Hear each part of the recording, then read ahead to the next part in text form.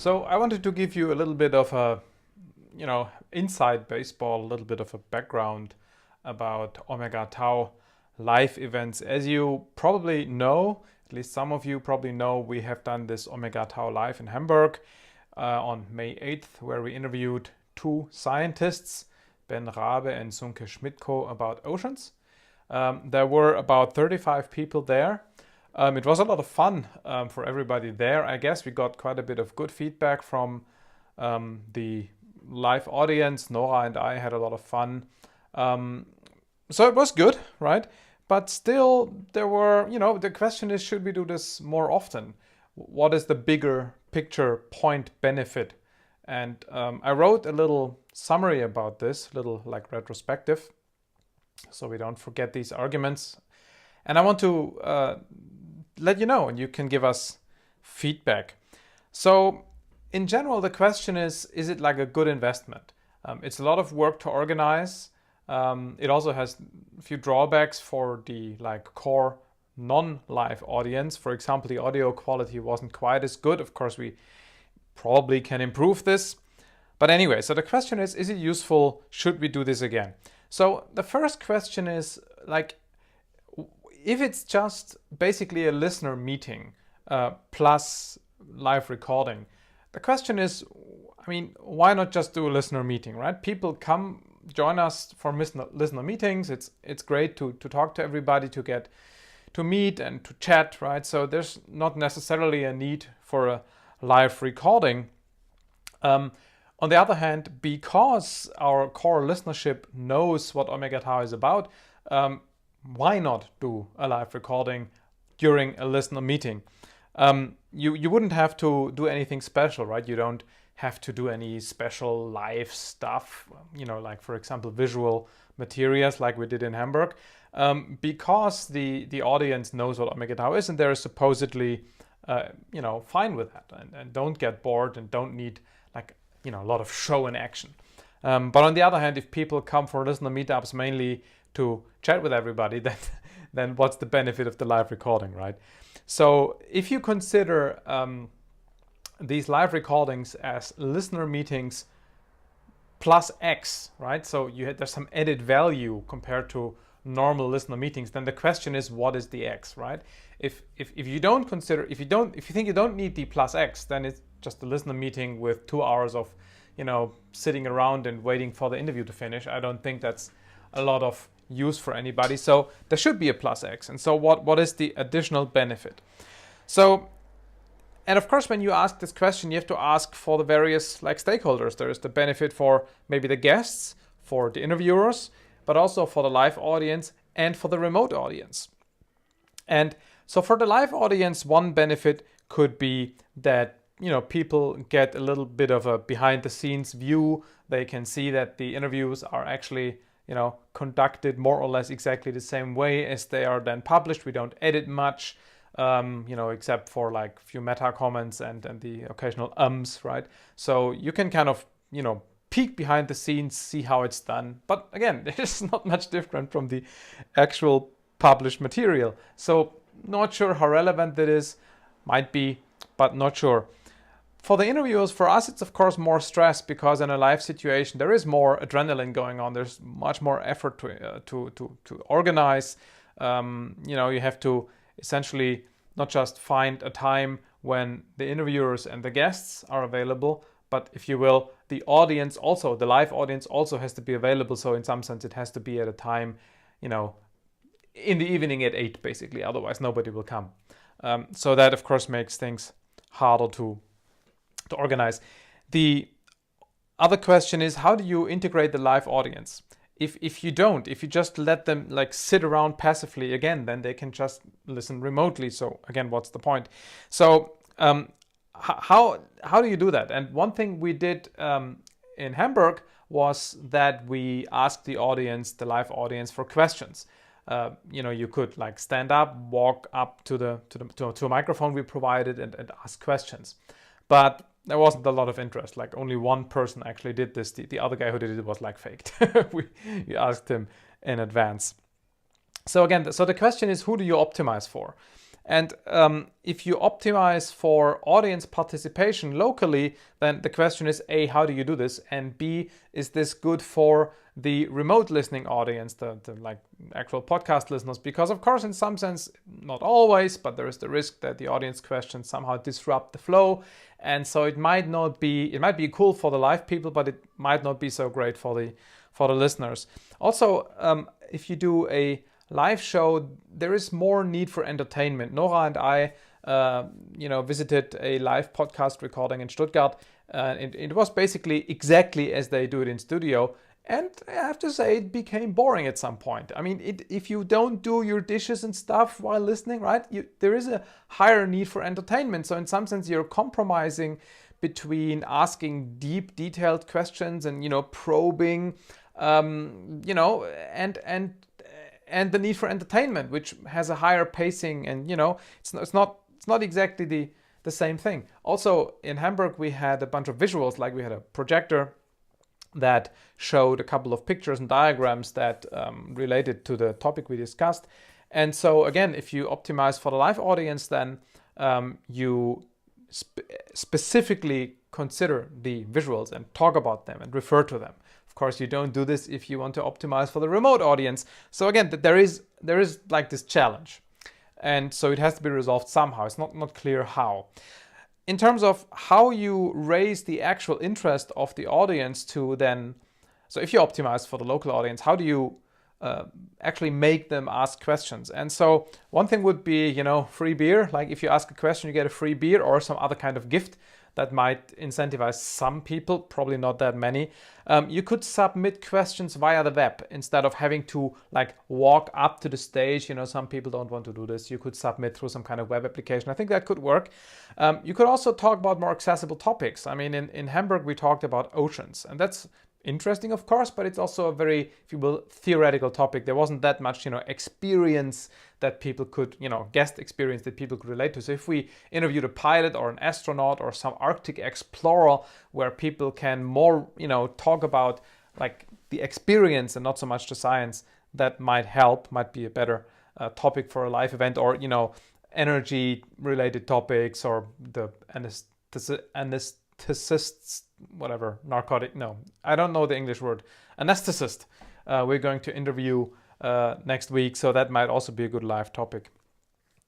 There could also be other ways of integrating live audiences. For example, you could propose two different topic blocks. We could either now chat about, I don't know, Arctic expeditions or more theory about oceans, and people could vote, right? So you could give them a chance to two alternative ways of running the interview.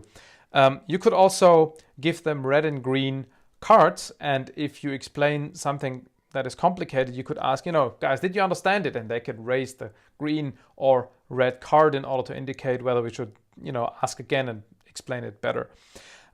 The visual contents, and in our case, we showed again, pictures and diagrams, but you could also do a graphic recorder, the guy who does sketch notes for, or gal, does sketch notes for a live conversation, which, there is actually movement on the stage, so that might be more interesting for people to give their eyes something to do. And you could do a more extensive pre and post show. Of course, we got together with everybody and talked and chatted and stuff, but you could talk about a couple of anecdotes about Omega Tau, maybe how the show came about, stuff like that. So these are all things you could do to improve the live shows, assuming you record an episode. But you could do other things in live shows. For example, Methodisch Incorrect, a German physics science podcast, when they do live shows, they do it more as a, physics experiment, boom, smoke, cool thing, entertainment show. So it's the same audience, the same general topic, but it's not a live recording. It's something else. Not so obvious what this would be for Omega Tau. Well, we can talk about this in a moment. We could also do a Q&A session. So instead of doing a, if you will, structured interview, we could just invite people, invite an interesting guest, and then have people ask questions and not do it as a podcast recording. But then the question is, if you receive only, if you get 50, that's already optimistic, people for a live recording, why would a guest come, right? I mean, with, the podcast episode that reached thousands, and now they would reach 50. So what's the point for them? We could also revisit existing episodes. For example, I once in Stuttgart gave a presentation about my flights with Sophia. So I gave, 2-hour presentation, PowerPoint, slides, pictures. We could do this, of course. We could also revisit we could invite a guest, for example, Steffen, the A380 pilot, and just, revisit the flight with lots of nice pictures. But again, why would a guest do that? Again, they already reached thousands of people through the podcast, and now they reach another 50, right? Maybe 100 if you're really optimistic. So hard to imagine that this will work. So again, the question is, why would we do all of this? Just to meet listeners, we don't need to do this. We can just do listener meetups. It's less effort for everybody. It's more interactive, maybe more fun for everybody. So, we've done this for a long time, and it's probably good enough. We don't need the live recordings. Another reason could be to attract more listeners, but then we would have to attract live audiences that are outside the current Omega Tau listenership. How do we do this, right? We would need some other channel to reach these people, like, magazines or radio stations or something. And of course, that has proven to be not so easy. Also, if we do something else then there, not a recording, then they may come there, they see whatever we do there, and then they go to the podcast and they're bored because it's these long, detailed interviews they don't care about. So if we do something completely different in the live shows than what we do in the podcast, so then how does this attract podcast listeners, which would be the main goal?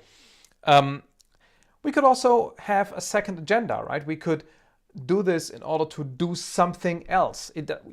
So the podcast is one thing, and then there is this other thing where Nora and I become, famous live interviewers for science topics. We could do that, and sometimes I think that Methodisch Inkorrekt do this a little bit.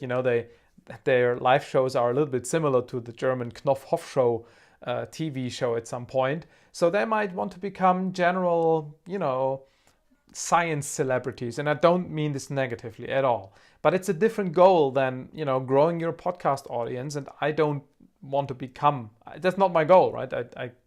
I don't want to do that.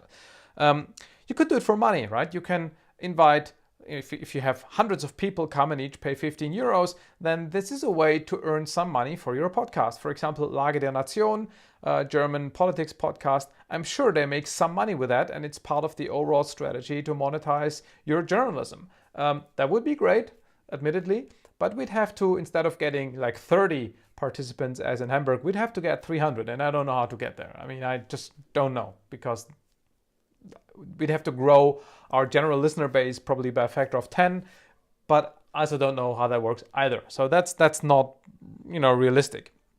Of course, you can say, all these arguments I'm trying to make, they don't count. It's just for fun. If it's fun for you and Nora, and if you're willing to put in the effort, then do it. Don't even, don't try to argue why it's useful. And yes, that is a valid reason, right? If it's, the whole of Omega Tau is for fun. There's no point really for me. So why not do it then? So, okay, that's an argument where you then have to judge whether the effort is worth it. But if it's not just for fun, right? If you want to have an actual reason for doing it, and it's not because you want to have a general science celebrity career, then the only remaining issue, essentially, or the only remaining goal, is you grow the audience size, right? Because that gives you, more interaction, more donations, bigger reach, therefore better guests, more access to interesting organizations. So growing the audience base is great. But then the question is doing live shows the best investment of your time and effort, right? You could spend all the time, trying to create a hype on Facebook, just as an example. So there are other ways, presumably, to invest the time and money to grow the audience, which I think we all agree is a useful goal. So why did I tell you all of this? I told you all of this because it is really hard to bring Omega Tau on stage, to do it live. Because again, either you have to do something else, which is like more interesting for live audience, but then again, the question is, how does it relate to the podcast? If you do it just as a live interview, then, well, there's not much benefit for the remote listeners, and maybe not that much benefit for the local listeners, I discussed all of this. So probably what I discussed with Nora, we might do this, from time to time, maybe also in conjunction with other events. Like, for example, if the University of Stuttgart has, a science day or something, as part of that overall program, we could interview somebody there live instead of sitting at their office. And, a couple of the people who are visiting that science day might come to the interview. So that would be like one option. But generally, I think thinking about it, we have grown a little bit more wary whether this is actually something useful. So I hope this was a slightly interesting peek behind the Omega Tau scenes. Let me know if you have comments. I'd really love a discussion about this, and maybe you can give us additional reasons from your perspective why you would want to come to an Omega Tau live recording, and maybe I'm totally wrong. So anyway, that's it for today. Enjoy the next few episodes until we see each other again.